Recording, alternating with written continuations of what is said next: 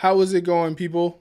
I wanted to hop on one more time and talk to you today about social media, specifically social media for designers. I feel like social media is in this weird point to where we're moving from what used to be to a new place. Static posts used to be king, especially for designers. We could go out there, throw a static post out there, and be okay. We're moving from that to more like video, motion based. So I felt like it was a perfect time to kind of put a video together describing what I think is the best place to be. Um, I have really been working hard to put some content together that you guys would really mess with.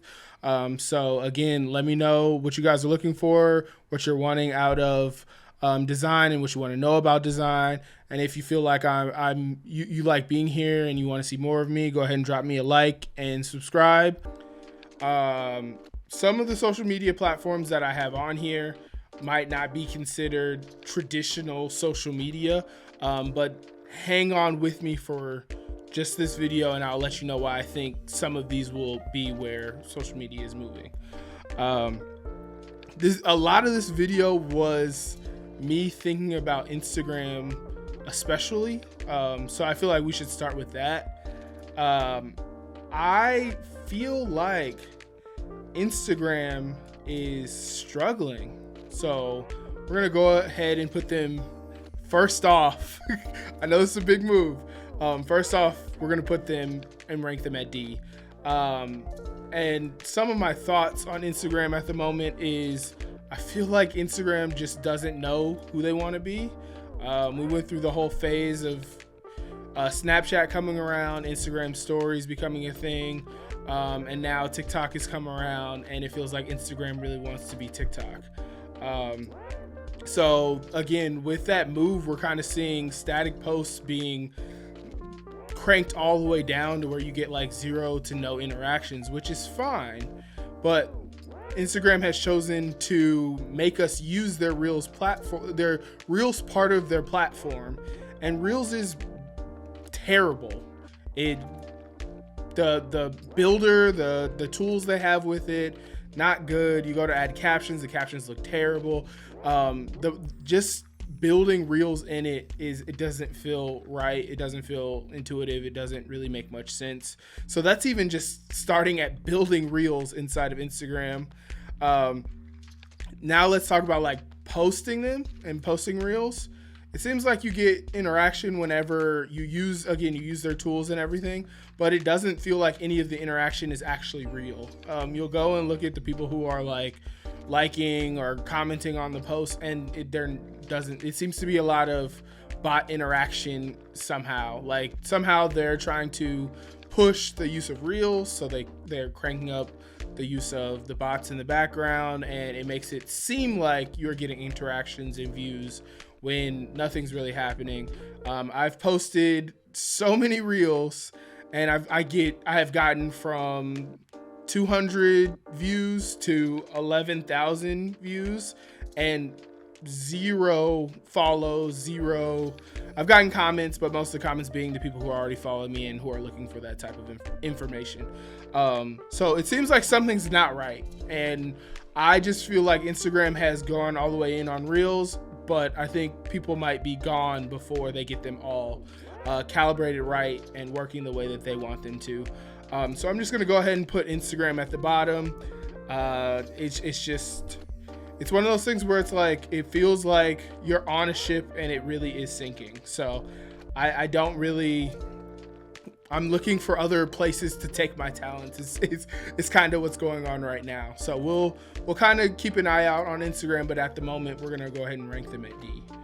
I'm gonna go ahead and pick Facebook. I'm going to put Facebook at C, and I'll explain a little bit why. Again, Facebook still has the same problems as Instagram. It seems like they want you to spend a bunch of money on ads and to boost anything that you do. So Facebook still has those same problems, and Facebook business pages are awful. They get 0 to no interaction. They don't even really work within the normal Facebook page algorithms and kind of the way it moves around. So Facebook is terrible when it comes to posting things.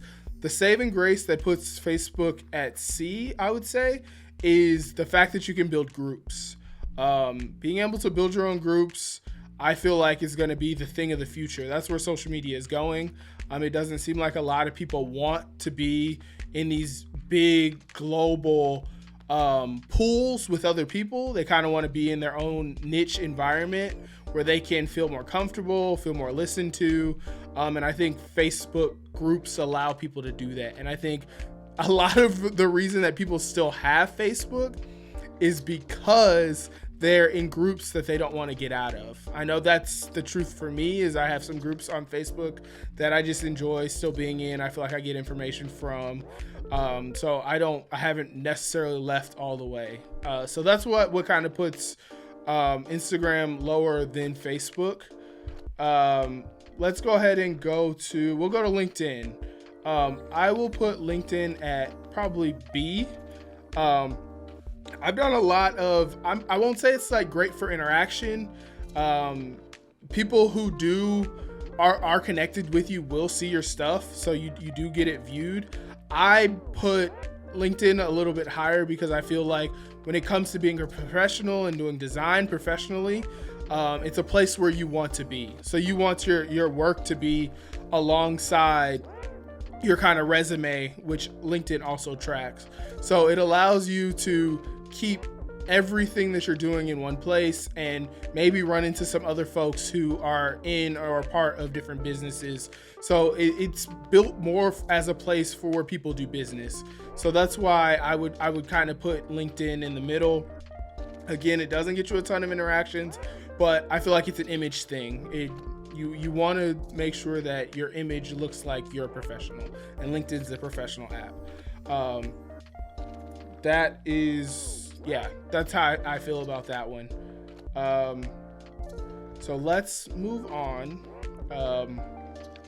Let's go with YouTube. I would probably I'm going to go ahead and put YouTube at the top. And again, my explanation for that is I feel like YouTube's one of those things that it has been around forever. It's kind of still not gotten to be what it fully can be. I think it'll eventually be almost like its own network where people can create and just put it out there. And I think the greatest thing about YouTube especially is the fact that it pushes your content out for you. So the algorithm works pretty well to where if you're making things consistently, it will start feeding your content to the people it's supposed to be connected with, which I don't think very many other platforms do that, which puts YouTube at the top. So I think eventually we see the future of YouTube, and we'll have the bigger networks putting their own content on YouTube, and YouTube will be a hub for basically everybody. Everybody will have something on YouTube because of the way the algorithm works and how well they've kind of put it all together. So that's why I put YouTube kind of at the top. I will say let's go with Dribbble next. I think Dribbble will probably I'll probably put it in the B spot. Again, Dribbble is a professional design platform. It's your resume. It's what you do. It allows people to kind of see what type of work you do, and they even have the job board side of it. I've tried Dribbble. I haven't gotten a ton of traction from it. It seems like you kind of have to have your own audience and bring that audience onto Dribbble and let your audience know you're on Dribbble before you get the interactions that you want out of it. But again, professionally, that's where designers should be. You should probably spend a little time to create a Dribbble profile and put your work on there. Just professionally, if someone goes and looks you up, you're on Dribbble, it's solidified, they're a designer. And that lets them know, hey, I'm open to hire them or do work with them. So I would probably say the same with Behance. Again, I don't feel like the algorithm works very well. You don't get seen very often, but it's the resume thing. Put your work where other designers put their work. And I think that's kind of how you get seen. And then you do find people who want to work with you. So Behance is probably the same thing. Again, not great with the algorithm. It doesn't really show you to a lot of people, but you got to be there because you're a professional. Let's go with Discord. I'm going to go ahead and put Discord at an A rank. Some people might be like, why would you put Discord that high? Okay, so I put Discord this high because I think, again, the future of social media, I think, is going to be small groups. I think it's going to be cultivated groups you have cultivated yourselves that have the same interests as you, who want to see the same things as you, who want to interact with the same people every day. So I think Discord will be, it probably already is going to become a bigger platform, especially for designers, to be able to kind of build groups within and then be able to feed their work to those people who want to be there. I put it at an A and not at an S because it does take work to go and corral all these people and get them onto your Discord. So I don't, it's not like the YouTubes of the world where it's feeding it to people for you. You're getting an algorithm to do the work for you. Discord, you're gonna have to go out there and find those people. And while we're talking about Discord, Slack's basically the same thing. Again, both Discord and Slack, people are going to be looking for those small groups. They want to feel comfortable. And these are basically better versions of the Facebook groups.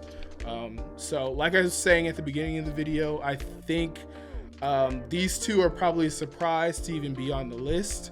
But I think if you can get people into these places for yourself and start building your own audience, it'll pay off it would pay off so much to do that because again, you get people where you need them to be, and power lies with the people. So you kind of have to, if you can build an audience, I think it's like if you can build 250 people who are really big fans of you, you're set. There's no more work to be done. So if you can start now trying to build those groups and get them there and give them the things that they're looking for, it will pay off forever for you. I'm gonna go with Pinterest next. I'll probably put it at a C. I don't think it necessarily, you have to be there. It does, again, have its own little algorithm. I haven't really got it to work for me, but Pinterest does have a little bit of an algorithm.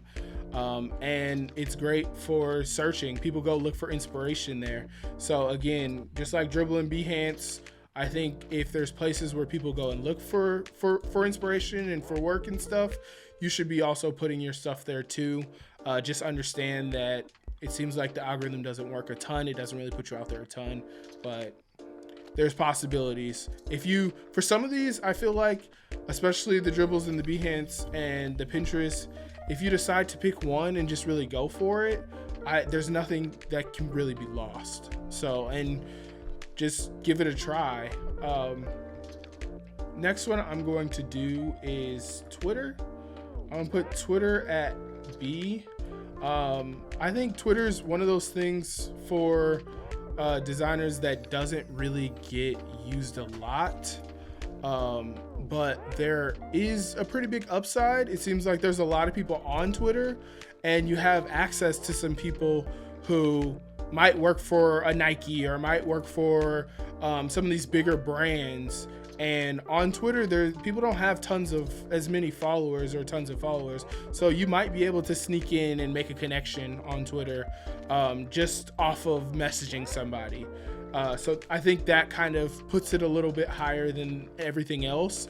And it doesn't hurt. Just take the opportunity to go out there and kind of reach out, connect, network, put your work out there too, and kind of show it off. It's a pretty big platform. So I would say Twitter is up there. And I myself have recently, after I really put a lot of energy into Instagram, and I feel like I said in the beginning, I don't feel like it's doing what I needed to do. So I've made, one of the pivots I made is, again, to YouTube. That's why I'm making this video. And Twitter, I've been really trying to post if I'm posting on Instagram, I'm also posting on Twitter, like just making sure that I'm hitting all the spots. Patreon's another one that's kind of like Slack and Discord. A big thing with Patreon is the fact that you're actually able to make money off of the things you're creating, and that might be posters, that might be merch, products, any of that kind of stuff.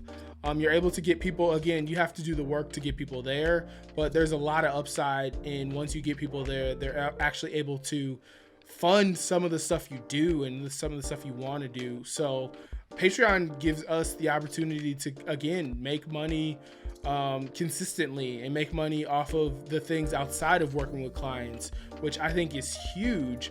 The work is just going to be getting people there and getting people to see the value in the stuff that you're giving them. But there's a lot of upside. One negative I would say about Patreon is their social network part of it is not that great. It's really hard to kind of conversate and connect with other people. A lot of people who have Patreons connect them to a Discord so that people are able to go on the Discord and have the social communication part of it. But Patreon, a lot of upside. There's a lot of things you can kind of get out of it. If you can get people there, you got to do the work. But I think it definitely belongs on this list.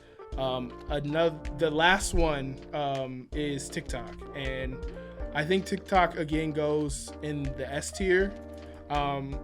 Definitely for now.